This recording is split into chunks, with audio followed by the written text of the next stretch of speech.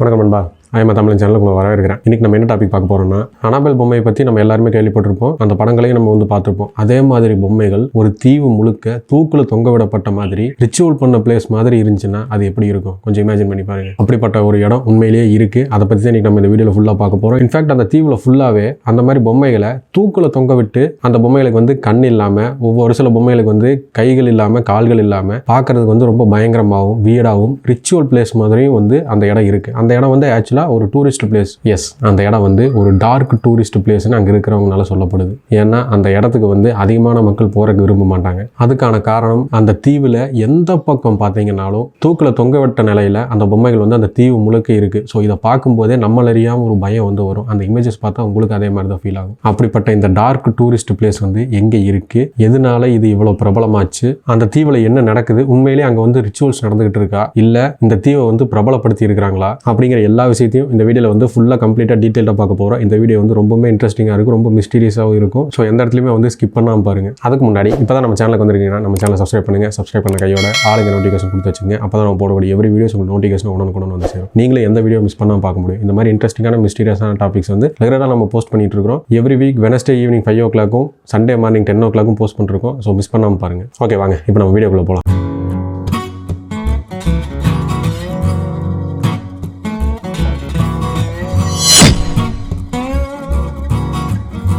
Mexico நாட்டோட south சைடில் இருக்கக்கூடிய இந்த பொம்மைகள் தீவு அப்படின்னு சொல்லப்படக்கூடிய இந்த தீவோட பேர் என்னன்னா லா இஸ்லா டி லாஸ் முனேகலைஸ் அப்படிங்கிறத இந்த தீவோட பேர். அதுக்கப்புறமா இந்த தீவு எல்லாருனாலையும் the island of the dead dolls அப்படின்னு அழைக்கப்பட்டிருக்கு. இதுக்கு டூரிஸ்ட் மத்தியில் இருக்கக்கூடிய பேரு டார்க் டூரிஸ்ட் பிளேஸ். இந்த தீவு முழுக்கவே அனாபெல் படத்துல வரக்கூடிய டால்ஸ் இருக்கு பாத்தீங்களா, நம்ம இந்த ராட்சசன் படத்துல கூட இதே டால்ஸ் யூஸ் பண்ணிருப்பாங்க. அந்த டால்ஸ் இந்த தீவுல எங்க பார்த்தாலும் 100 கணக்குல திரும்புற பக்கம் எல்லாமே மரத்துல கைத்துல கட்டி தொங்க விடப்பட்ட நிலையில பார்க்கறதுக்கே நீங்க அதை பார்த்தீங்கன்னா பயந்துருவீங்க. யாரா இருந்தாலும் பயந்துருவாங்க. அந்த மாதிரி ஒரு சூழ்நிலையில அங்க அந்த பொம்மைகள் கைத்துல கட்டி தூக்குல தொங்க விடப்பட்டிருக்கு. இன்ஃபேக்ட் அது கழுத்துல தான் சுருக்கு போட்டு தொங்க விடப்பட்டிருக்கு. ஒரு மரத்துல குறைஞ்சது ஒரு 6 இருந்து 7 பொம்மைகள் வரைக்கும் இருக்கும். அந்த தீவு முழுக்கவே இதுதான் நிறைஞ்சிருக்கு. இதை பார்க்கும்போதே நம்மளுக்கு ஒரு மாதிரி பயம் வந்துடும். ஆனா இது பத்தாதுன்னு அந்த பொம்மைகள் ஒரு சிலது ரொம்ப அழுக்காகவும், ஒரு சிலது கண் இல்லாமையும், ஒரு சிலது கை கால் இல்லாம அந்த பொம்மைகள்ல சொல்றேன். அந்த மாதிரியான ஒரு நிலையில அந்த பொம்மைகள் அங்க தொங்க விடப்பட்டிருக்கிறத பார்க்கும்போதே நம்மளுக்கு நம்மள அறியாம ஒரு பயம் நம்மளை தாக்கும். ஏன்னா அவ்வளவு மிஸ்டீரியஸா இருக்கும் அந்த இடம். ஃபுல்லா கம்ப்ளீட்டா டார்க் சைட்ல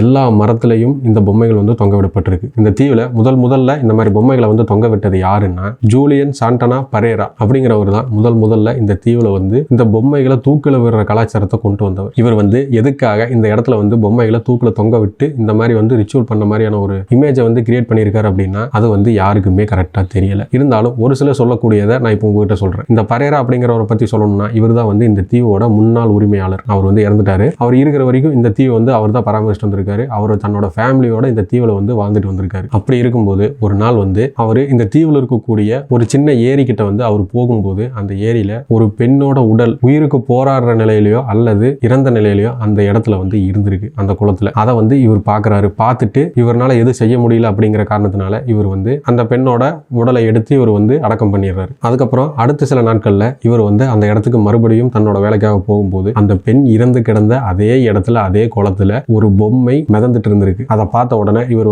அந்த பொம்மையை எடுத்து இவரே வச்சுக்கிறாரு. ஏன்னா அந்த பொண்ணோட ஆவி இந்த பொம்மைக்குள்ள இருக்கு அப்படின்னு சொல்லி இவர் நம்பி இந்த பொம்மையை இவரே எடுத்துக்கிட்டு போய் வச்சுக்கிட்டு இருந்திருக்காரு. அதுக்கப்புறம் மறுபடியும் ஒரு சில நாள் கழிச்சு அதே குளத்துக்கு போகும்போது மறுபடியும் அந்த இடத்துல ஒரு டால் கிடக்குது. ஸோ இதை பார்த்த உடனே இவர் என்ன பண்றாருன்னா அந்த டால்ஸை எடுத்து இதுல அந்த பெண்ணோட ஆவி இருக்கிறது உண்மைதான், அதனாலதான் திரும்ப நம்மகிட்டே வந்துட்டு இருக்கு அப்படின்னு சொல்லி கிடைச்ச எல்லா டால்ஸுக்குமே மந்திரிச்ச கயிறை சுத்தி அவர் மரத்துல கட்டி தொங்க விட்டு, அது மட்டும் இல்லாம அந்த பொம்மையோட முடிய ஆணியில சுத்தி அந்த மரத்துல அடிச்சிருக்காரு. இந்த மாதிரி அங்க கிடைச்ச அத்தனை பொம்மைகளுக்கும் அவர் செஞ்சிருக்காரு. அவர் தான் முதல்ல இந்த தீவுல பொம்மைகளை கைத்துல கட்டி தொங்க விட்டவர். இந்த கதை உண்மையா பொய்யா அப்படிங்கிறது தெரியல. ஏன்னா அந்த பெண்ணோட உடல் இப்போ வரைக்கும் கண்டுபிடிக்கப்படல. அதை யாருமே பார்க்கல. இவர் மட்டும்தான் பார்த்திருக்காரு. இவர் மட்டும்தான் அதை அடக்கம் பண்ணியிருக்காரு அப்படின்னு எல்லாரும் சொல்லப்படுது. அப்படி இருக்கும்போது இது உண்மையா அப்படிங்கிற கேள்வி பலமா எழுது. அதே மாதிரி இவர் இந்த தீவை பிரபலப்படுத்துறதுக்காக இதை செய்யறாரு அப்படிங்கிற மாதிரியும் ஒரு சிலர் கருத்து டூரிஸ்ட் சொல்றாங்க. ஆனா இந்த பரேராவோட ஃபேமிலி என்ன சொல்றாங்கன்னா இவர் வந்து இறந்ததே அந்த குளத்துக்கிட்ட தான் அப்படின்னு சொல்றாங்க. அது என்னன்னா இவரும் இவரோட மருமகனும் இந்த குளத்துக்கிட்ட வந்து மீன் பிடிக்கிறதுக்காக போயிருக்கிறாங்க. அப்படி போகும்போது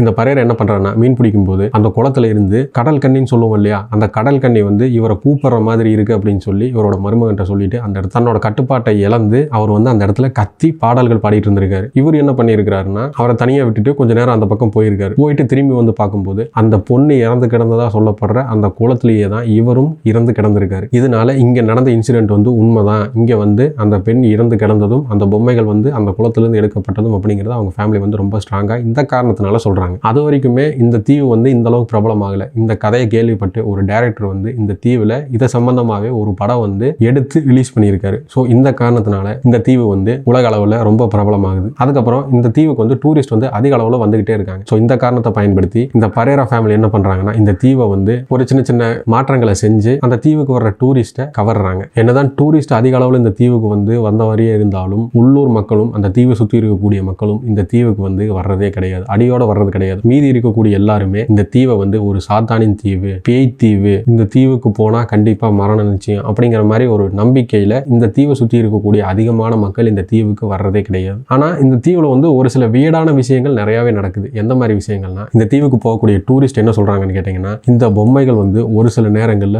பேசுது, ஒரு சில நேரங்கள்ல அந்த பொம்மைகள் வந்து நம்மளை பார்க்குது, கண்களை திருப்புது அப்படிங்கிற மாதிரி நிறைய விஷயம் வினோதமா அங்க நடக்குது அப்படிங்கிறத அங்க போறக்கூடிய டூரிஸ்ட் வந்து நிறைய பேர் சொல்லியிருக்கிறாங்க. உண்மையிலேயே அங்க என்னதான் நடக்குது, அந்த தீவு வந்து உண்மையிலேயே ரிச்சுவல் பண்ணி அந்த தீவுல வந்து அந்த பொம்மைகளை வந்து அடக்கி வச்சிருக்காங்களா, அந்த பொம்மைகளுக்குள்ள அந்த இறந்த பெண்ணோட ஆவிகள் இருக்கா, அந்த பொம்மைகள் வந்து அங்க வரக்கூடிய டூரிஸ்ட் கிட்ட பேசுதா, அசையுதா, இல்ல அந்த தீவு வந்து ஒரு பிரபலப்படுத்துறதுக்காக இந்த மாதிரி வந்து பண்ணி இருக்கிறாங்களா அப்படிங்கிறது இது வரைக்கும் யாருக்குமே தெரியாது. ஒரு சிலர் நம்புறது இந்த தீவு வந்து பேய் தீவு, அமானுஷ்யமான தீவு. ஒரு சிலர் இந்த தீவை வந்து டார்க் டூரிஸ்ட் பிளேஸ்ன்னு சொல்லி நிறைய பேர் வந்து இந்த தீவுக்கு போயிட்டு தான் இருக்காங்க இப்போ வரைக்கும். ஆனா ஒண்ணு, இந்த தீவுக்கு வந்து நம்ம போனோம்னா நம்மள அறியாம ஒரு பயம் வந்து நம்ம மேல வரும் அப்படிங்கிறத அங்க இருக்கக்கூடிய அத்தனை பேரும் சொல்றாங்க. ஏன்னா அந்த தீவை சுத்தியும் கொஞ்சம் இமேஜின் பண்ணி பாருங்க, நீங்க ஒரு தீவுக்கு டூரிஸ்டா போறீங்க, அந்த தீவை சுத்தியும் பார்க்கறதுக்கு பயமா இருக்கக்கூடிய பொம்மைகள் வந்து அந்த தீவு முழுக்க அங்க இருக்கக்கூடிய எல்லா மரங்கள்லையும் ஆணி அடிச்சு தூக்குல தொங்க விடப்பட்ட நிலையில தொங்கிட்டு இருக்கும்போது உங்களுக்கு எந்த மாதிரி ஃபீல் ஆகும்? ஸோ இந்த காரணத்தினாலேயே இதை வந்து ஒரு டார்க் டூரிஸ்ட் பிளேஸ்னு சொல்றாங்க. இந்த தீவை பத்தி நீங்க என்ன நினைக்கிறீங்க? இந்த தீவுக்கு, இந்த டார்க் டூரிஸ்ட் பிளேஸுக்கு நீங்க வந்து போவீங்களா, விசிட் பண்ணுவீங்களா அப்படிங்கிற மாதிரி விஷயங்களை